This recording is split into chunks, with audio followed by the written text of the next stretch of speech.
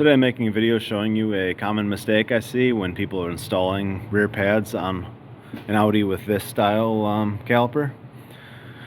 When you see this style shim and it has this little finger here, that finger needs to be pushed right into the corner of the brake pad right there. So when you're installing it, you have to be kind of careful that when you push that in like that, it stays where it should, goes in like this, because these actually pull back they assist in pulling back the pad from the rotor. So they have to be like this. A lot of times you'll see when someone installs it, I'll see cars come in like this, where this finger will be bent down and it'll be on this it'll be riding on this bottom surface of the pad, or even back here, depending on how this is bent. This has to be straight and right in the corner of the pad.